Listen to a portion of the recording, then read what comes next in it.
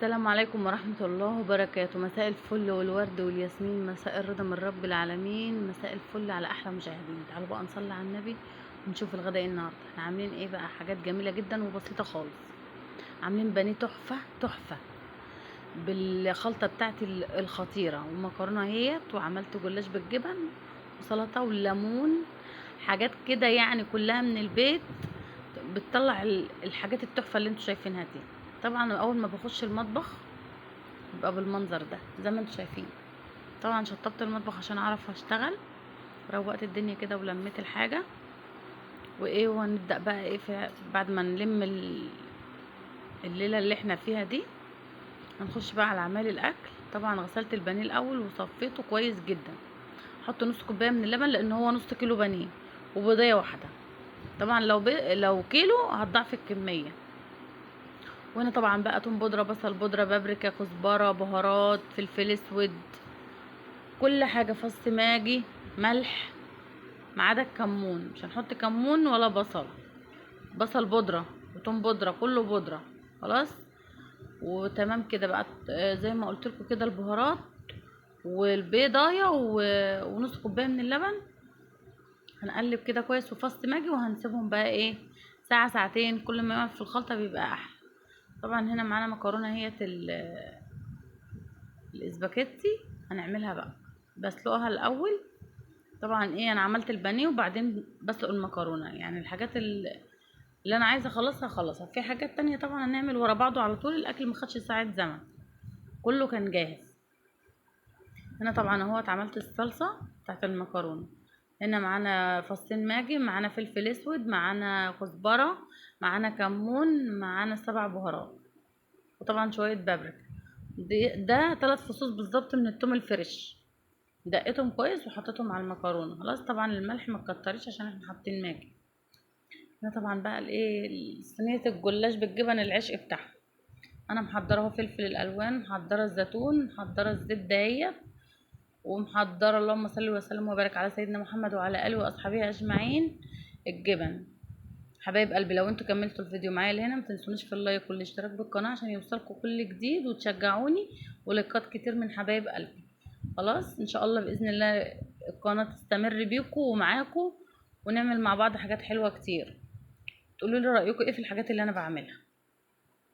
بس هنا طبعا ايه، انا هو حطيت الزبده كويس في قعر الصينيه، وبعدين ابتدي بقى ارص في الجلاش.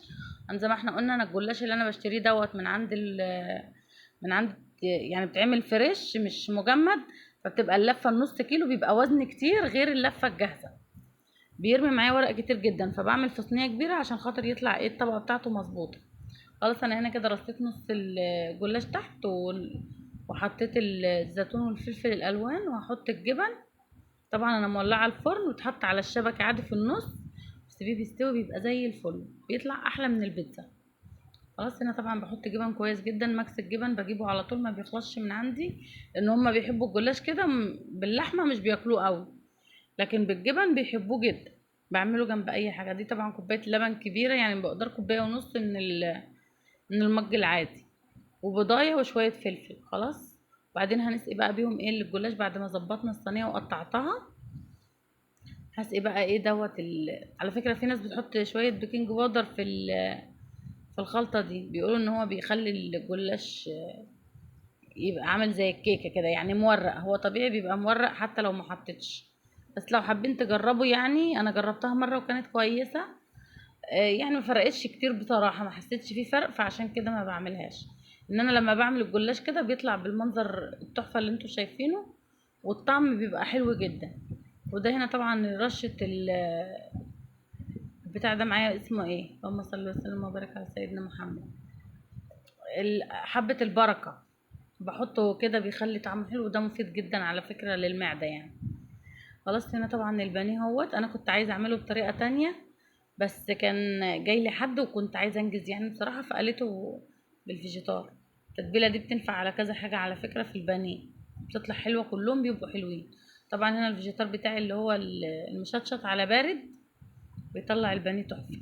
خلاص ومش فيجيتار، هو نوع تاني، بس هو نفس الفيجيتار، بس اسمه مش الفيجيتار، هو نوع تاني بس هو نفس النتيجة يعني. بالعكس ده كده تحسيه خشن شوية، فبيخلي الفراخ كريسبي اكتر وبيديها طعم حلو جدا. بس كده هنا البانيه اهو قطعته كده يعني بالمنظر ده، قطع تخينة مش رفيع، عشان عندي بيحبوه تخين مش بيحبوه رفيع. بس طبعا هنا خلاص خلصت تقريبا الاكل. طبعا قليت البانيه اهوت وايه وصينيه الجلاش خلاص اتعملت تقريبا، استوت اصلا ما بتاخدش حاجه. وحضرت الاكل كله خلص مع بعضه، وعملت طبق سلطه خضراء تحفه، والليمون دوت انا عاملاه في البيت. وده الجلاش وده هو البانيه. دي بقى العجه اللي لازم اعملها، بيفيد شويه الخلطه بتاعت البانيه مع شويه الفيجيتار، بحطهم على بعض وبقليهم بيطلعوا العجه دي تحفه، كلنا بنحبها. بألف هنا وشفا على قلبكم يا رب. اشوفكم على خير في فيديو جديد ان شاء الله. السلام عليكم.